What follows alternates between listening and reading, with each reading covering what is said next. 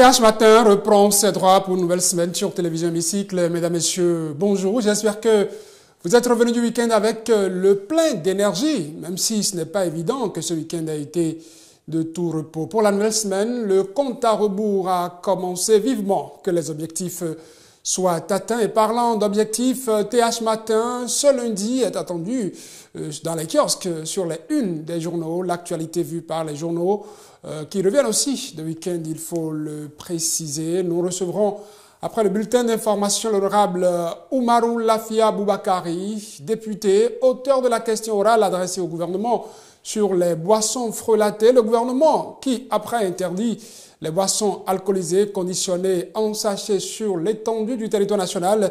La veille parlementaire aura-t-elle payé? Mesdames, Messieurs, prenez le rendez-vous, tout comme le rendez-vous de Sur la Toile pour boucler cette émission. Et pour commencer par le commencement, nous revenons d'un week-end où elles ont été célébrées, nos mamans, les mères. Et l'autre nous dira que, qu'elles soient ici-bas ou dans l'au-delà, l'amour d'une mère ne s'éteint jamais.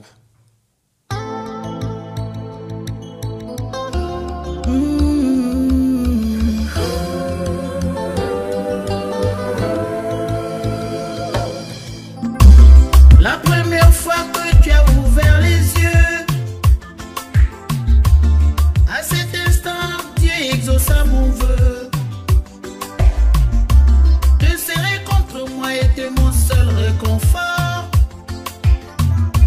Oh oui mon bébé, c'était toi mon or.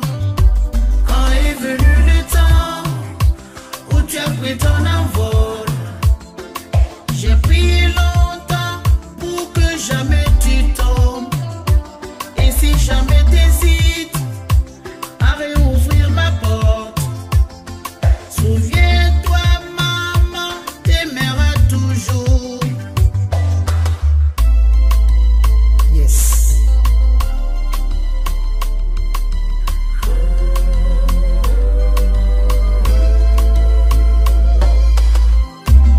Même si tu es allé vers d'autres amours,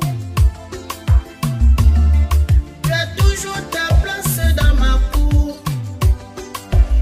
On trouvera la force pour franchir les obstacles. Et si jamais tu trébuches, je ferai des miracles. Et depuis tout ce temps où tu as pris ton envol, je prie toujours pour que jamais tu tombes. Et si tu as des chagrins, n'hésite pas à réouvrir ma porte. Tu sais très bien, mon cœur sera toujours ouvert pour toi.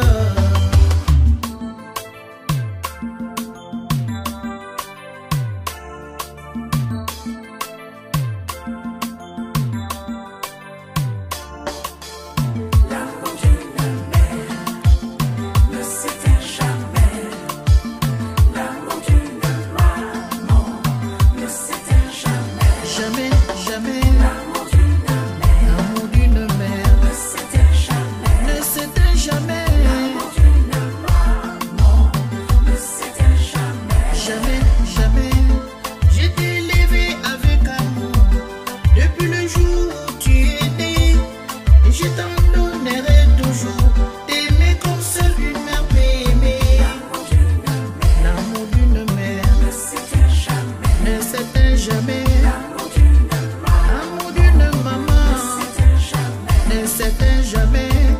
Même si tu voles de tes propres ailes, même si tes obligations t'appellent, ta place sera toujours dans mon cœur, car maman t'aimera toujours. L'amour d'une L'amour d'une mère ne s'éteint jamais. ne s'éteint jamais. L'amour d'une maman ne s'éteint jamais. Jamais, jamais. Et si la vie t'apprend des choses et que tu ne supportes pas ses coups, il faut savoir revenir en arrière, ouvrir la porte de maman. L'amour d'une L'amour d'une mère ne s'éteint jamais. ne s'éteint jamais. L'amour d'une L'amour d'une maman ne s'éteint jamais. ne s'éteint jamais. L'amour d'une Jamais, jamais, ne s'éteint jamais. ne s'éteint jamais. L'amour d'une mère, Ne s'éteint jamais. même à l'au-delà. J'aime bien cette dernière relance de Patience Dabani sur l'amour d'une mère avant qu'il ne s'éteigne. Ce morceau, vous l'entendrez dire, même dans l'au-delà, et au cœur de répondre, l'amour d'une mère ne s'éteint jamais. Clin d'œil donc à nos mamans, qu'elles soient ici ou de l'autre côté. Merci pour tout ce que vous avez été pour nous et pour tout ce que vous êtes pour nous, mesdames, messieurs, sur Télévision Hémicycle. C'est un hommage après coup que nous rendons ce lundi après dimanche où les mamans ont été célébrées. J'espère qu'elles ont eu droit à leur lot de bonheur. Ici, les rendez-vous que nous prenons, parmi ces rendez-vous, il y a, comme je le disais en introduction, celui des kiosques.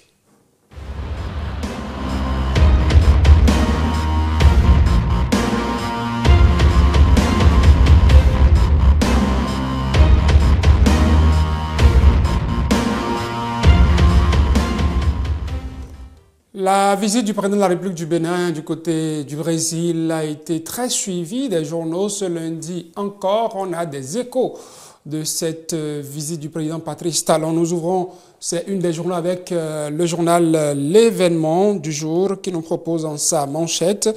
Rencontre historique avec le président Lula da Silva. Patrice Talon réchauffe les liens de coopération avec le Brésil. À lire à la une de Bénin Intelligent ce lundi, entre autres, Talon au Brésil, pèlerin de la reconnexion.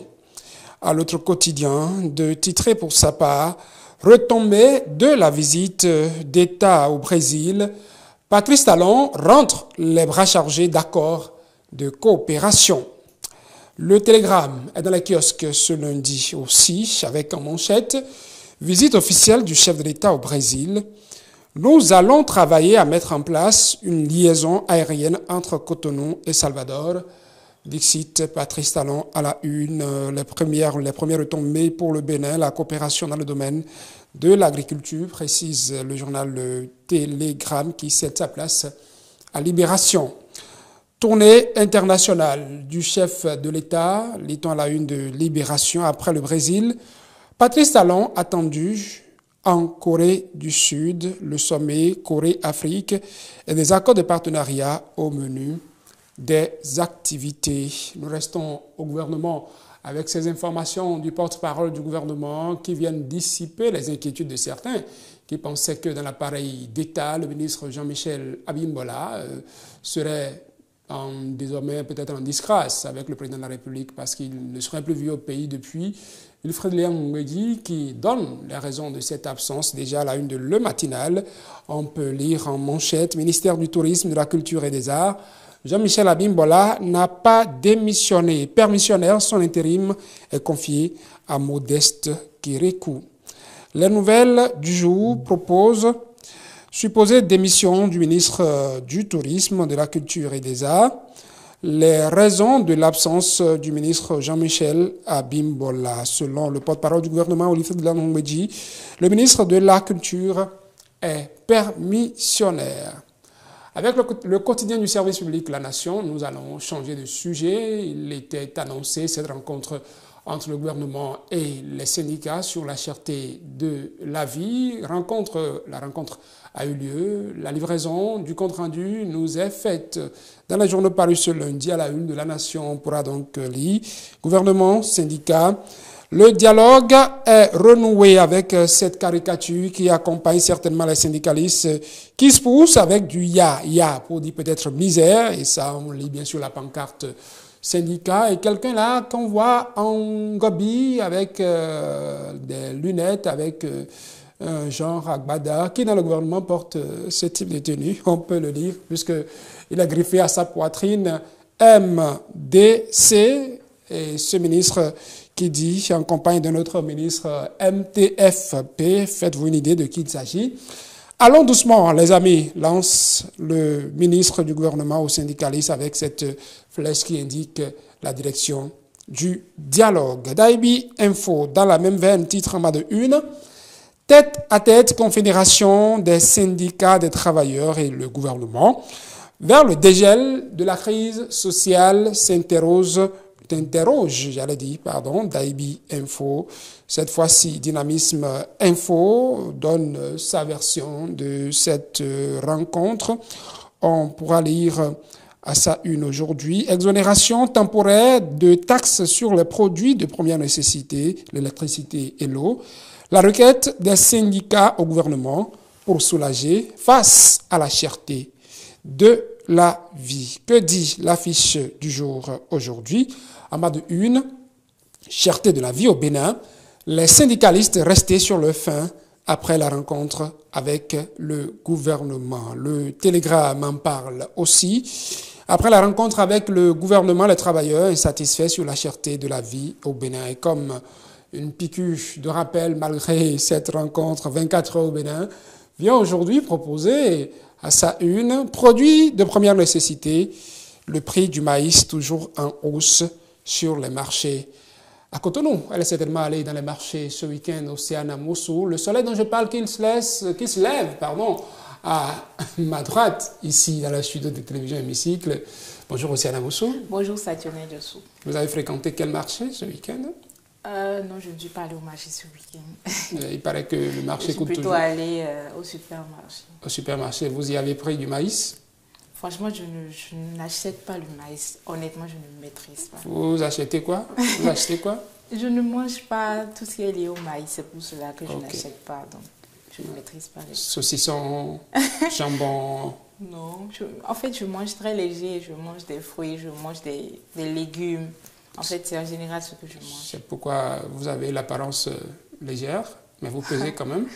Je pèse. Si je dois en donner l'exemple, la preuve aux téléspectateurs, je vais souffler pour voir si légère que vous êtes, vous allez vous envoyer. Je ne vais pas tomber. Elle est restée sur place. Allez, elle pèse des informations vues par la rédaction de télévision Hémicycle. Le bulletin d'information, mesdames, messieurs, c'est tout de suite.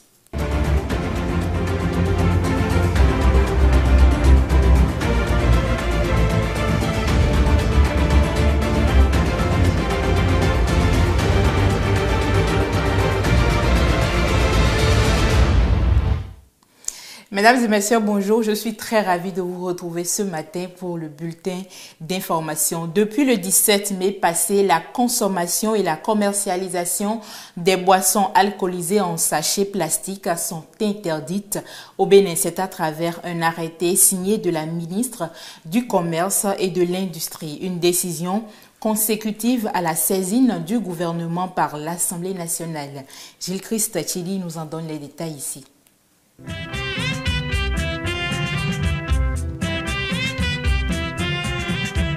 Elles sont de diverses couleurs et portent différents noms sur le marché. Les boissons alcoolisées en sachet sont prisées dans plusieurs villes africaines pour plusieurs raisons, comme au Cameroun par exemple, où elles sont considérées comme des médicaments. Et nous autres, comme les vieilles, moi je suis malade, je vis à cause de ça. Si les 2000 sont là-bas, j'achète aussi le remède. Au moins chaque soir, tu donnes ça, ou bien une fois par semaine, donne ça constamment aux enfants. Et c'est conseillé. Des liqueurs en sachet avec des vertus médicinales, une véritable aberration pour les chercheurs du domaine. Il est dangereux de conserver du whisky dans les sachets plastiques parce qu'il y a transfert de produits chimiques du plastique vers le whisky. Celui qui consomme ce whisky ne sait pas qu'il y a eu ce transfert. Conséquence, il est capable de se coucher et ne plus se réveiller le lendemain. Que ce soit à Yaoundé, à Cotonou ou ailleurs au Bénin, les conséquences de ces liqueurs alcoolisées sur la santé de l'être humain sont dévastatrices. Face au phénomène, le gouvernement béninois, à travers le ministère de l'Industrie et du Commerce, a pris un arrêté portant interdiction de la production, de l'importation et de la distribution des boissons alcoolisées en sachets plastiques au Bénin. Mais pour en arriver là, il aura fallu une levée de bouclier de la représentation nationale. Nous sommes en effet le 16 mai 2024, lorsque les parlementaires béninois interrogent l'exécutif sur le sujet à travers une question orale avec débat. L'alcool frelaté constitue une gangrène dans la gorge des autorités locales et de la police républicaine. Aujourd'hui, dans mon village, cette boisson-là a un nom. Et le nom que les gens donnent à cette boisson-là, c'est Dadje. Moi, j'appelle ça poison. Parce que nous, dans nos localités aujourd'hui, les Blancs valides ont déserté le forum. Il n'y a que des squelettes. Des Béninois fabriquent le vin au Bénin alors que nous n'avons pas de vigne. J'ai rencontré dans la zone de Matéri et autres une jeunesse plutôt squelettique, perdue, laissée à son propre compte, ruinée par l'alcool. Pour freiner la consommation de ce liquide aux effets multiples sur la santé des jeunes Béninois, les députés vont faire des propositions de toute nature. Je suggère donc qu'en plus de traiter la question de fabrication de soda frelaté, qu'on fasse une analyse générale globale en incluant les autres boissons frelatées, qu'elles soient fabriquées sur l'étendue du territoire national ou qu'elles soient importées. Il faudrait que le ministre de son autorité prenne un arrêté d'interdiction de cette boisson appelée sorabi. Au lendemain de cette séance plénière à l'Assemblée nationale béninoise, la ministre du Commerce et de l'Industrie va mettre en pratique ses conseils des députés. Son arrêté pris en date du 17 mai stipule en son article 1er que sont considérées comme boissons alcoolisées celles obtenues par distillation ou par fermentation telles que le vin, le cidre, la bière ou toute autre boisson produite de façon artisanale ou industrielle qui contient de l'éthanol. Conditionnés en sachet, ces produits sont généralement cédés à des prix très peu élevés. Tout contrevenant aux dispositions du nouvel arrêté sera puni conformément au texte en vigueur au Bénin, précise le document. De quoi réjouir la centrale des syndicats des conducteurs de taxi-moto au Bénin. Avec cette mesure salvatrice du gouvernement, nous devons encore renforcer nos activités pour sensibiliser davantage pour que la décision du gouvernement porte de fruits. Qu'elles soient de fabrication locale ou non, les liqueurs en sachet ne sont plus les bienvenus sur le territoire béninois à partir de la signature de cet arrêté ministériel. La représentation nationale qui a sonné cette alerte n'entend pas rester loin du suivi du respect des nouvelles mesures sur le terrain.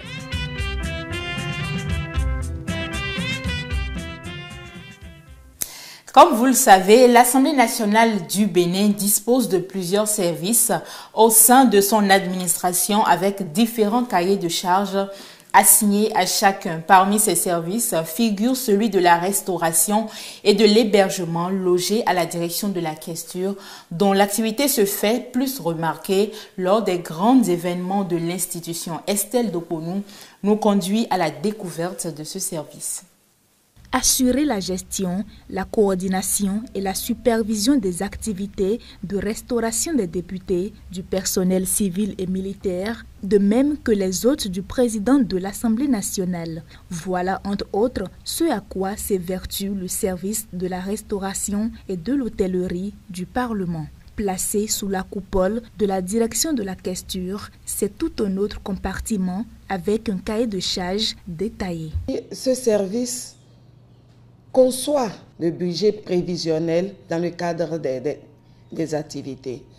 Le service est également chargé de définir le processus d'approvisionnement et du matériel dont le service a besoin. Aussi, le service assure la gestion de la cantine. Et parfois, c'est la gestion concédée si la cantine est confiée à un prestataire. Donc, le service est chargé d'assurer la gestion de la cantine ou d'en suivre la gestion concédée.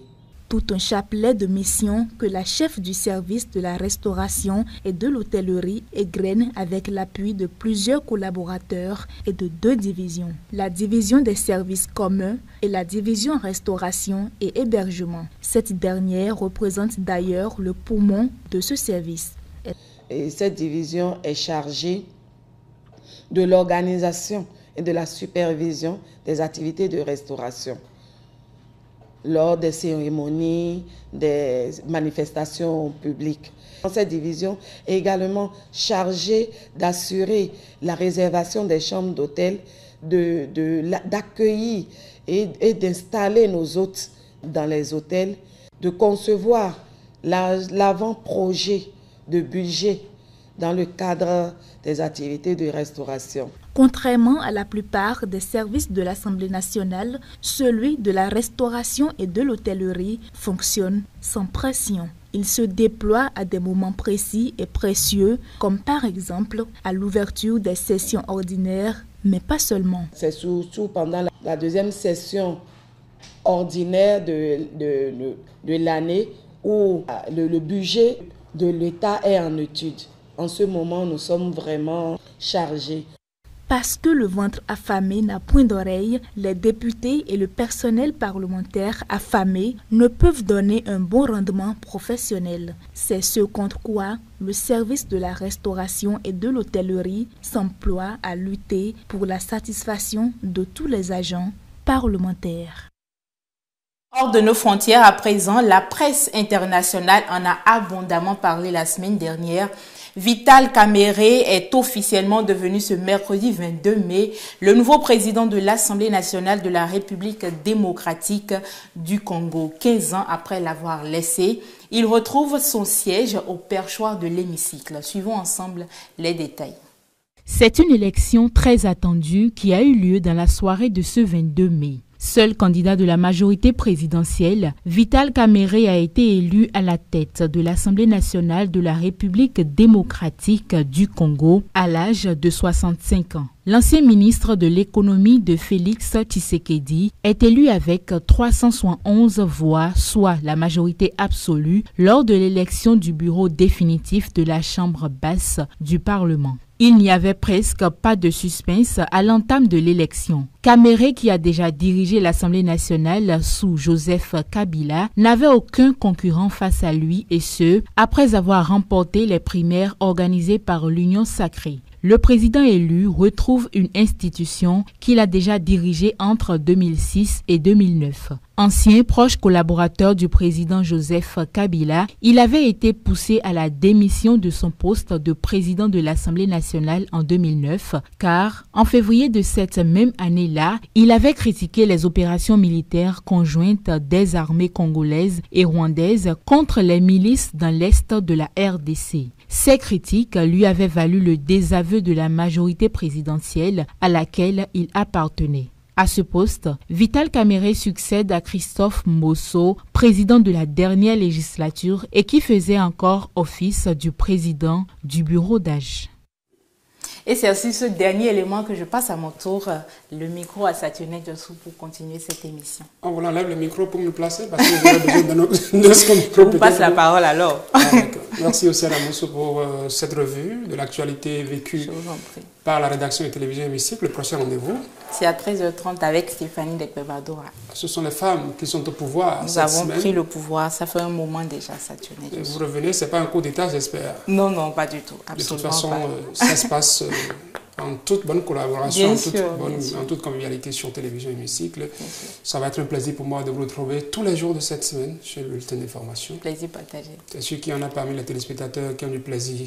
Je l'espère, je l'espère. Laurel m'a confié tout à l'heure à la réalisation que lui aussi, que toutes les fois, c'est vous qui devez présenter le bulletin d'information sur TH Matin, il perd le sommeil. Je sais. Il vient tôt. Il vient déjà à 4 heures, il est là pour tout préparer pour moi. Merci Laurel. Il fait tout pour dégraisser un peu son ventre pour qu'il soit agréable à voir pour vous.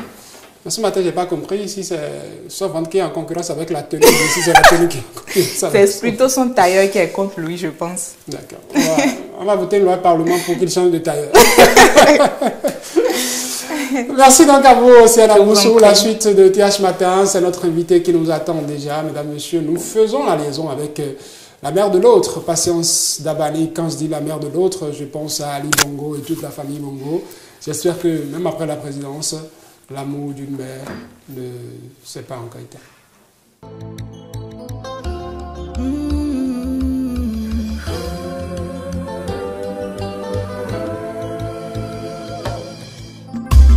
La première fois que tu as ouvert les yeux,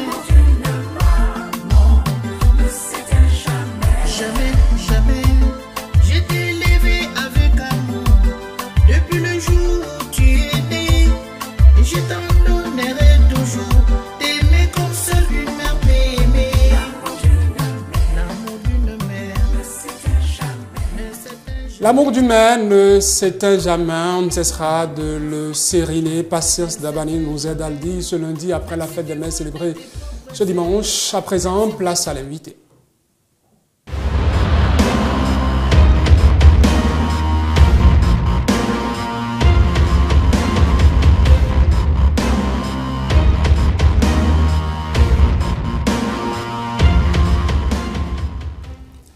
Le 16 mai dernier, le gouvernement, devant l'Assemblée nationale, répondait entre autres à une question orale du député Oumarou Lafia Boubakari sur la fabrication et la vente des boissons frelatées.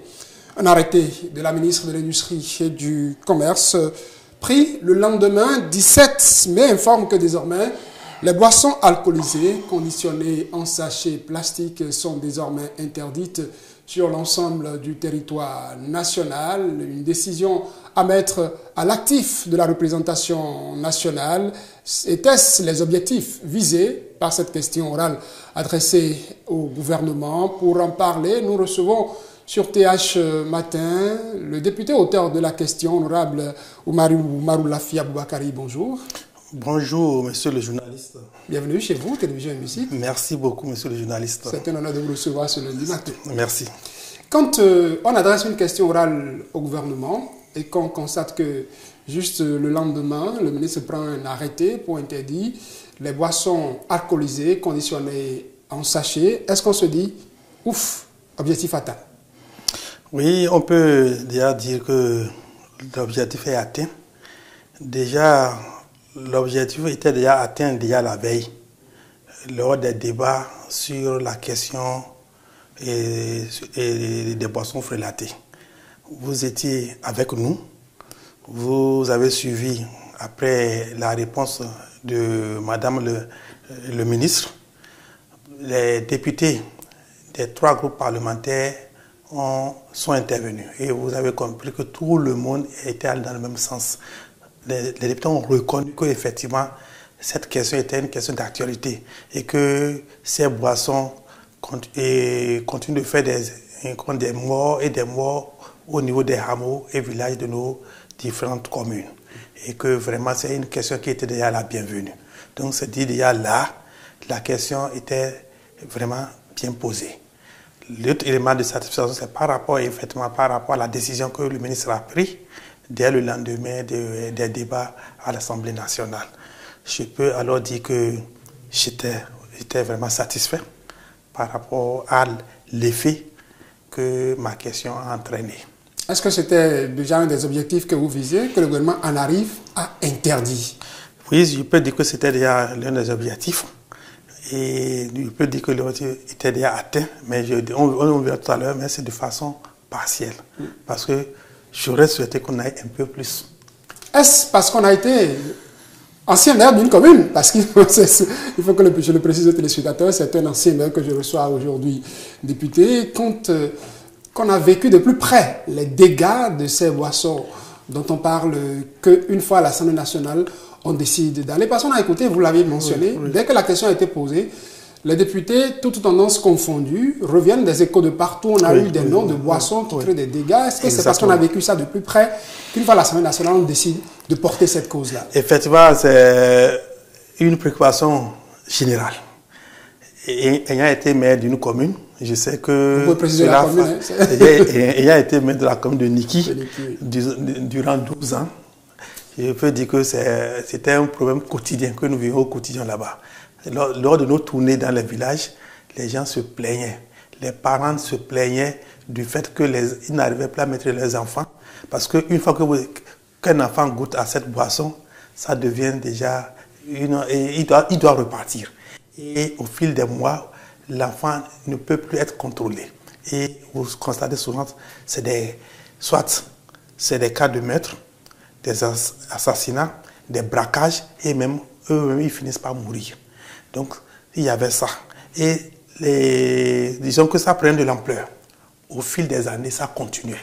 Aujourd'hui, au Bénin, il n'y a pas un seul hameau, un seul village où vous allez, où il n'y a pas de kiosque pour la vente de ces boissons frelatées-là. Donc, ça dit que c'est un problème général.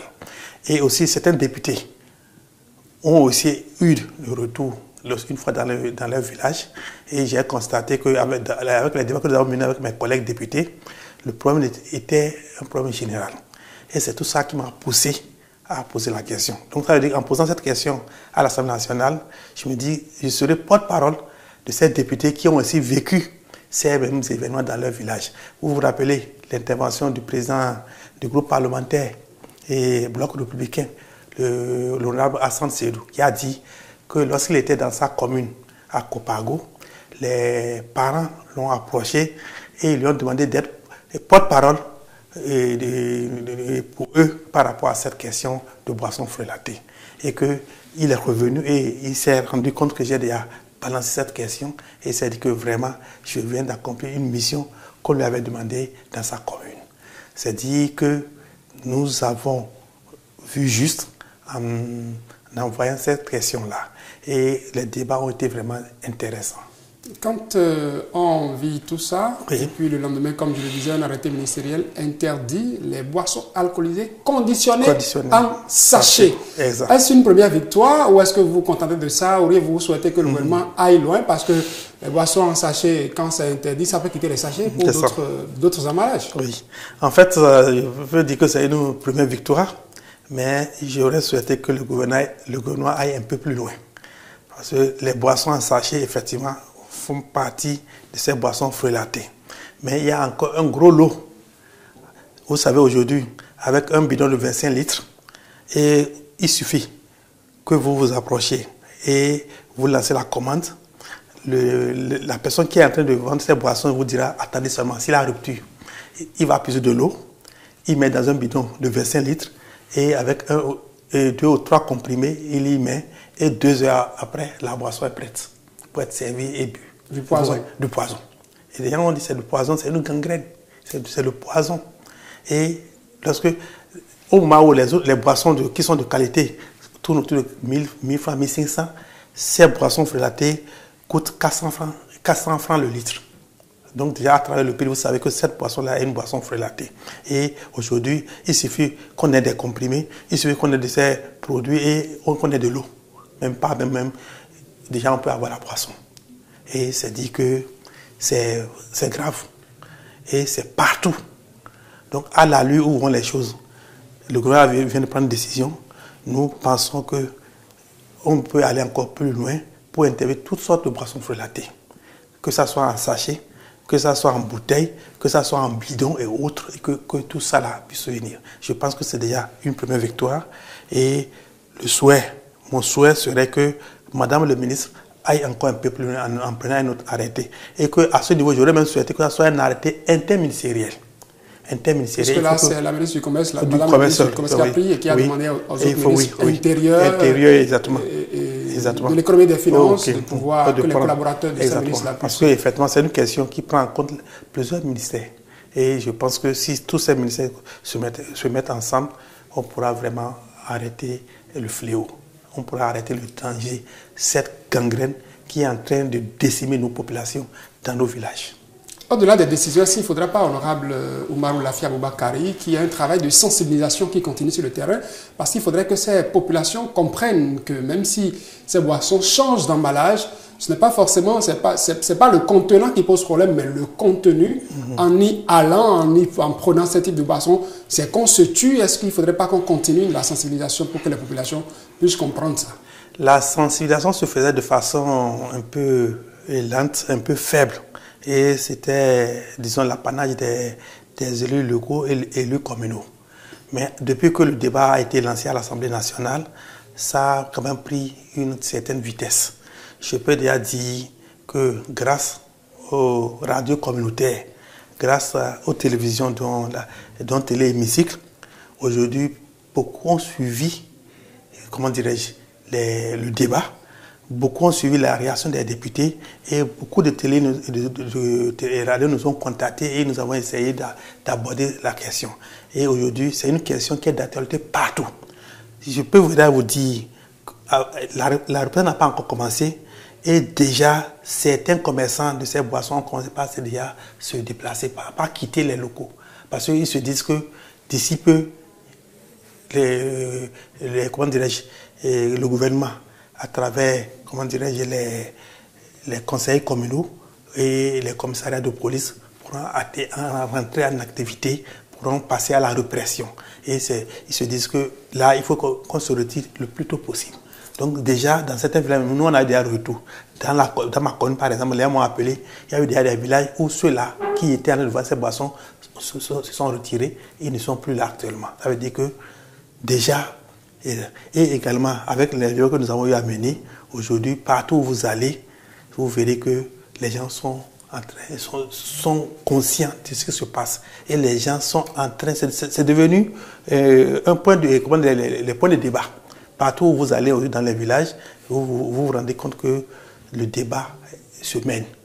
Et c'est déjà, ça veut dire que la sensibilisation d'ici peu, je vais souhaiter que les maires, les CA et autres puissent aussi prendre le relais pour pouvoir sensibiliser. Je sais que certaines communes, les maires de certaines communes étaient déjà en train, il y a de cela des mois, étaient en train de mener de la lutte et des sensibilisations. C'est le cas de Kalalé par exemple, le cas de Materi et le cas de Wassapenko, où j'ai suivi des reportages où les maires se battaient. Et je pense qu'avec ce qui est en train d'être, avec l'arrêté de Madame le ministre, ça va encore leur donner plus de force pour mener le combat. Vous l'avez dit, c'était comme une épine dans leur botte. S'il n'y avait pas un acte officiel qui leur permettait d'aller sur le terrain, de pouvoir gérer ce sujet-là. Exactement. Je vais donner une petite histoire par rapport au maire de Materi. Ils ont mené à une opération de saisine des bidons de boissons frelatées. Et la personne qui fabriquait ces boissons-là a porté plainte contre le maire. Et je vous dis, une fois au tribunal, cette personne, alors que c'était une boisson frelatée, a pu sortir des papiers de la DANA pour montrer que cette boisson était autorisée par la DANA. Et au bout de compte, c'est le maire qui était en difficulté. Parce qu'il n'avait pas d'autres preuves. Alors que quand le son goûte, on sent que c'est une boisson frelatée. Mais l'autre dit qu'il a eu l'autorisation de la DANA pour faire ça. Et c'est dit, si on menait les enquêtes un peu plus tôt, on saurait que peut-être qu'il a eu une autorisation pour une boisson, pour le soda, qui est une boisson quand même reconnue, qui est une boisson de qualité, qui est un label.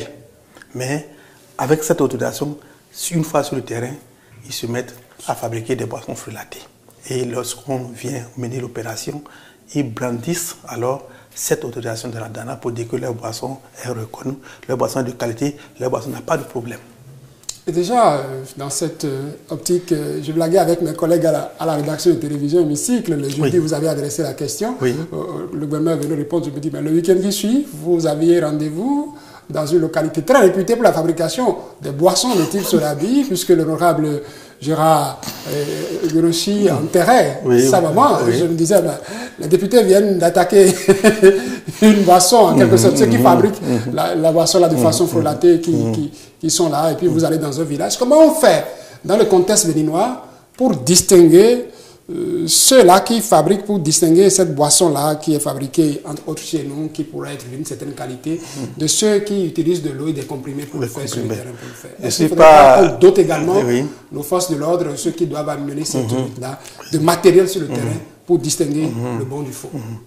Oui, d'abord, je ne suis pas un spécialiste. C'est clair. On a du mal ou la fière Bakary. Donc, par rapport à ça, je pense que certains collègues ont fait des propositions. Ils sont même allés jusqu'à proposer qu'il y ait un corps spécial pour de lutte contre ces boissons-là. Comme il y en a au niveau du ministère des Finances, nous savons qu'au niveau des contrôles, il y a, au niveau du ministère des Finances, il y a un corps spécial chargé d'aller sur le terrain et d'investiguer par rapport à la mauvaise gestion. Et également, c'était l'honorable Koumagwe Afidi qui avait fait cette proposition-là. Et je pense que c'était pas mal comme proposition. L'autre chose, déjà, avant qu'on y arrive là, on sait que déjà, quand on dit boisson frelatée, il y a certains éléments qui vous montrent que c'est de la boisson frelatée. D'abord, le goût. Il paraît que ceux qui prennent ces boissons, déjà au goût, savent que cette boisson n'est pas une bonne boisson, c'est une boisson frelatée. Si c'est du adja, ou bien si c'est du adja. Deuxième élément, c'est par rapport au prix. Et le Sodabi de qualité, qui est un label, tournent autour de entre 1000 francs et 1500. C'est pas une raison pour que Et les autres sont à 400 francs. Donc déjà, et ça fait ça. Et ensuite, ces boissons, quand déjà à vue d'œil, certains disent que même déjà sans avoir pris, on sait qu'il y a problème. Et autre chose, ceux qui le prennent, vous voyez, déjà 3 semaines après, vous remarquez un changement en eux. Ils ne sont plus, même si vous les voyez présents, ils ne sont plus présents d'esprit. Ils sont là seulement. Et ils ne se mettent, à travers leur raisonnement, à travers leur comportement, on sent qu'il y a problème, qu'il y a déjà un élément qui fait défaut dans leur tête et que ceux-là, c'est grave. Ils sont déjà en train. Et que lorsque vous voyez quelqu'un qui prend ces boissons-là, il passe devant vous, c'est comme s'il est en train de rire. Alors qu'il ne rit pas. Déjà, ça veut dire qu'au niveau de sa tête, il y a déjà des éléments de malfaiteurs qui ont commencé. Il va passer. Certains même s'écroulent et c'est fini. La mort, elle est timide. La mort, oui. Aujourd'hui, il n'y a pas. Vous avez suivi avec l'honorable de Gouagounou, Madame Gorobaké. Elle a dit pratiquement c'est 3 à 4 mois par jour dans la zone. Et que c'est une hécatombe. Et qu'avec ça, là, que vraiment, ça, la jeunesse est en train de partir. Et on se demande dans 10 ans, 15 ans, cette jeunesse qui est appelée à prendre la relève. De quoi serait-elle capable? On aura des jeunes qui seraient déjà décimés, qui ne seraient plus des bras valides pour... Quand les bras valides, ce n'est pas forcément pour... Exactement. Des charges. Pour que ça marche, cette lutte, il va falloir une certaine collaboration des populations. Oui, exactement. L'occasion pour moi de vous laisser l'occasion de vous adresser à ceux-là qui nous suivent, parce qu'il faudrait qu'ils collaborent. Il faudrait qu'ils sachent que ceux qui vendent ça gagnent de l'argent. C'est un commerce de la mort. Se font de l'argent sur le dos des populations qui sont en train de tuer, pour qu'eux aussi ils sachent que il faudrait qu'on aille dénoncer ces coins où ces individus se sont installés, proposent de la boisson frelatée qui tue la population. Je vais vous laisser le temps de regarder droit dans cette caméra et d'adresser un message à la population. Ça va être le mot de... Ok, d'accord, merci aux populations du Bénin. Je souhaiterais qu'elles puissent contribuer à la lutte contre ces boissons frelatées-là. Et pour cela, il faut qu'il y ait une coproduction. Il faut qu'il y ait un travail commun, policiers, autorités locales et population. Et aujourd'hui, les populations savent les lieux où ces boissons se vendent. Les populations savent ceux-là qui vendent ces boissons. C'est une occasion pour moi de les inviter alors à dénoncer toutes ces personnes-là qui sont en train de vendre ce poison-là. En le faisant, elles auraient contribué, à la santé de nos jeunes frères qui sont aujourd'hui en train de se perdre, qui sont en pleine déperdition. Donc à toutes ces populations, nous les invitons à collaborer avec les forces de l'ordre, à collaborer avec les élus locaux et élus communaux pour que cette gangrène puisse être vraiment vaincue. Honorable Oumarou Lafia Boubakari, vous êtes député Union progressiste, le Renouveau à l'Assemblée nationale. Vous êtes auteur de cette question orale adressée au gouvernement sur la fabrication, la commercialisation des boissons frelatées ici au Bénin. Votre question qui a fait écho au niveau du gouvernement qui, le lendemain, a interdit donc les boissons alcoolisées pour le moment conditionnées en sachet. Vous espérez que le gouvernement fera un autre pas pour qu'on généralise, pour que ce ne soit pas seulement ces boissons conditionnées en sachet, mais dans d'autres emballages.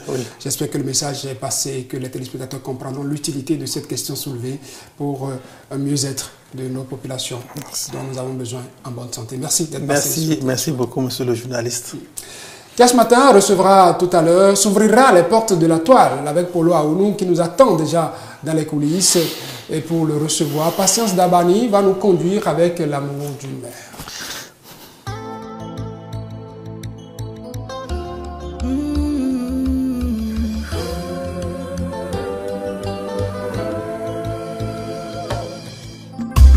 La première fois que tu as ouvert les yeux,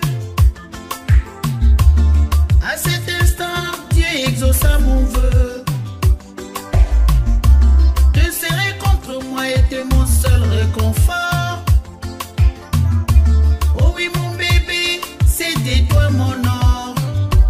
Quand est venu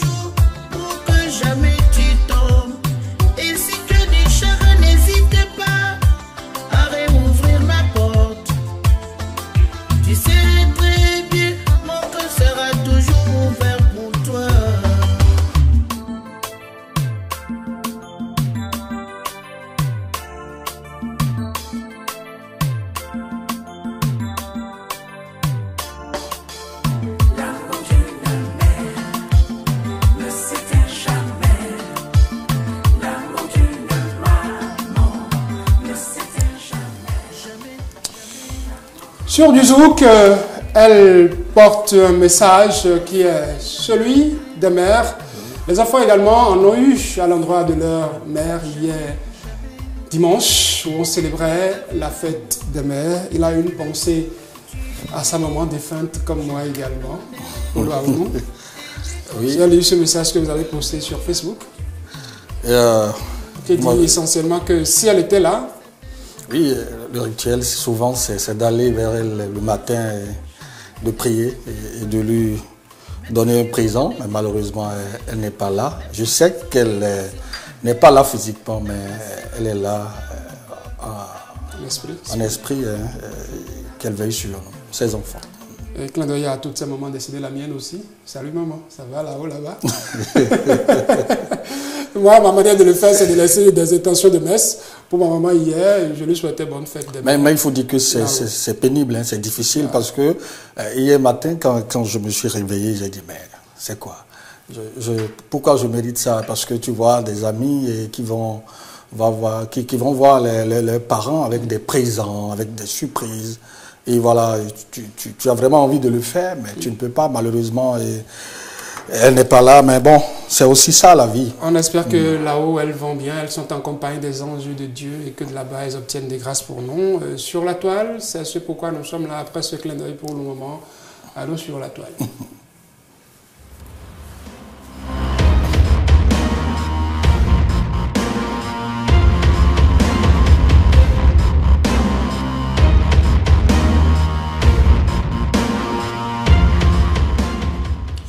Le centre hospitalier international de Calavi, chic, oh non, chic, ouvre ses portes très bientôt, Polo. C'est vraiment chic, hein, ce centre, parce que les téléspectateurs auront le temps de découvrir tout à l'heure, hein, à travers la courte vidéo que nous allons leur présenter. C'est vrai, il y a un moment, on en avait parlé ici, hein, à travers une publication que Serge Novion a eu à faire. Mais là, c'est officiel, c'est le gouvernement même qui parle désormais des travaux de construction de cet hôpital qui sont terminés. Et il y a même déjà un avis de recrutement pour le personnel qui est lancé. C'est à partir de ce jour, lundi 27, et que je pense que ça termine en juin. Et déjà en novembre, l'hôpital sera fonctionnel selon les informations officielles données par le gouvernement. Nous irons sur la page du gouvernement pour lire ceci. Le centre hospitalier international de Calavi Chic ouvre ses portes très bientôt, né de la volonté du président Talon d'offrir un accès pour tous à des soins de santé de qualité, de réduire les évacuations.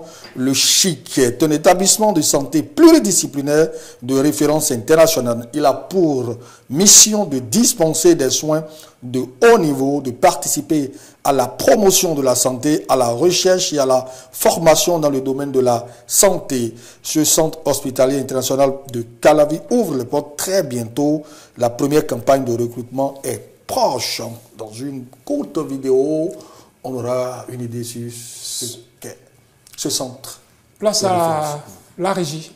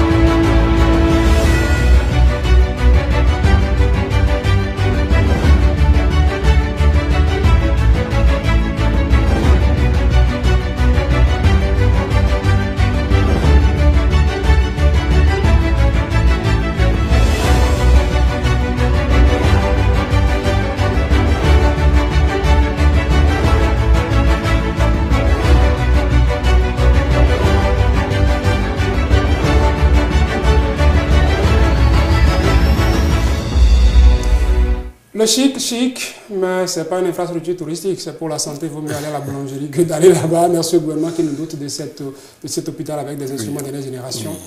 Ça va renforcer le CNHU. J'espère que les appareils seront toujours fonctionnels quand ça va être opérationnel. Parce que CNHU, la dernière fois, on disait que le seul scanner qu'il y a était en panne. Quelques commentaires pour l'ordre. Allez, Faisal Adam qui met vivement que les coups soient à la portée des pauvres. Et puis Alexis Jérémy de lui répondre, chercher l'argent. Là où les coups sont à la portée des pauvres, ils viennent, ils sont incapables de payer carnet et thermomètre. Donc c'est l'hôpital de référence, on a dit. C'est pas un hôpital qui s'occupera d'un paludisme simple normalement. C'est pour éviter les évacuations sanitaires. Et d'ailleurs, priez afin que rien ne vous amène là-bas. Bilal Ladani qui dit bravo au gouvernement, continuons le travail acharné, il en sera ainsi désormais même après votre départ. Plus de pagaille de gouvernement opaque, de clientélisme, de favoritisme, de démagogie à la tête du Bénin. Maintenant et désormais, on verra se succéder à la tête de cet État des gouvernements prêts à servir le peuple, pour le peuple. Merci au président Patrice Talon pour l'exemple qu'il nous fait montre. Christophe qui dit ce pays, fierté absolue. Si c'est ça la France-Afrique, on continue pour plus de concret et moins de discours. Kodjo Brice, quant à lui-même, voilà un vrai homme d'État qui pense à sa population. Courage et que Dieu te bénisse et te fortifie pour d'autres épreuves devant nous. Vive le Bénin. Pour dernier commentaire de Oba Wanyer qui dit ceci est un grand pas et félicitations, mais il faut que le nécessaire soit mis à disposition pour entretenir l'ensemble de l'équipement, des bâtiments et de tout l'investissement qui a été fait.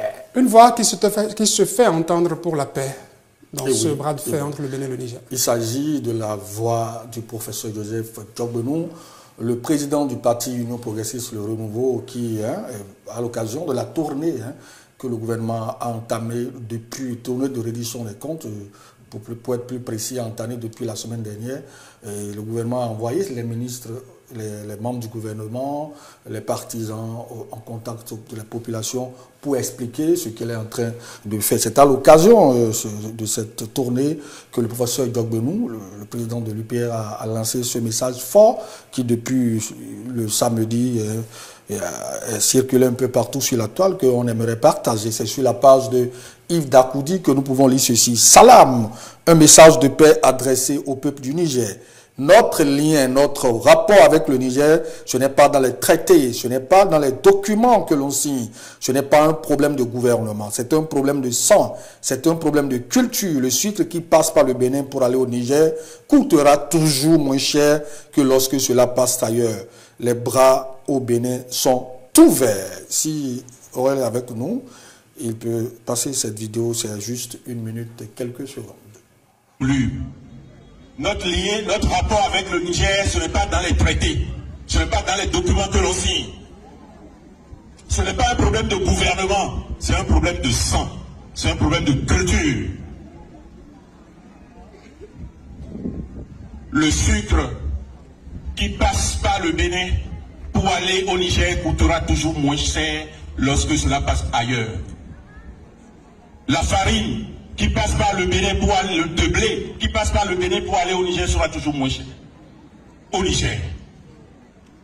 Les matériaux de construction qui passent par le Bénin pour aller au Niger sera toujours moins cher au Niger.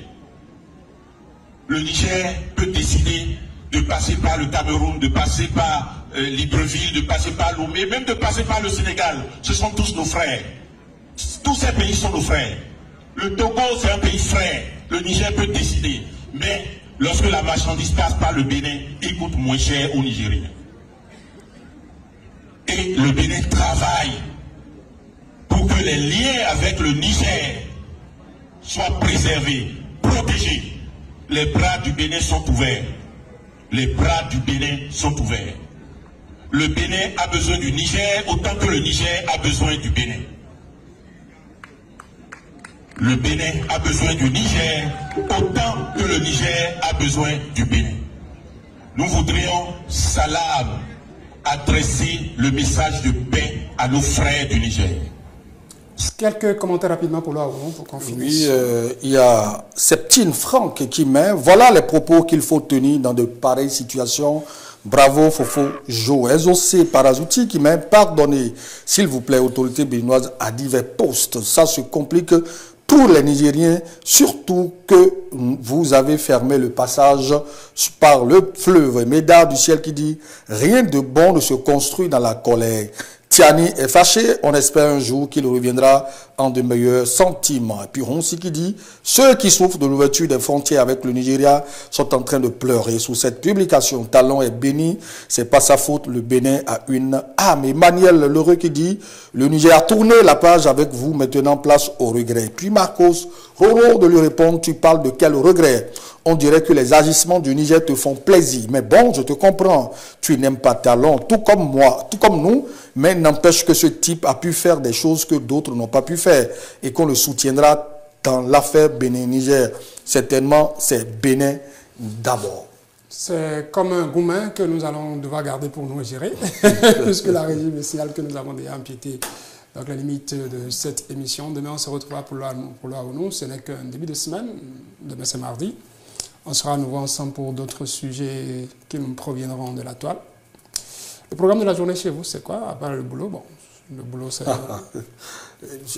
En semaine, je n'ai pas d'autre programme à part le boulot. C'est la routine. Vous me devez certaines bouteilles. J'espère que personne n'a touché à ça, c'est toujours là. On ne parle pas de bouteilles en semaine. On ne sait pas ce qu'il y a dans les bouteilles. Je n'ai pas précisé le contenu. D'accord. Il ne faudrait pas qu'on pense que les bouteilles sont là. Non, ce n'est pas les bouteilles. Ce n'est pas les produits en sachet qu'on a déversé dans la bouteille. Non, ce n'est pas du sorabi. Écoute, parce que l'oreille était bien là-bas, il tendait les oreilles, comme Ryan, puisqu'il m'a dit de le laisser de charité un peu, Ryan. Mesdames, Messieurs, c'est tout pour TH Matin de ce lundi.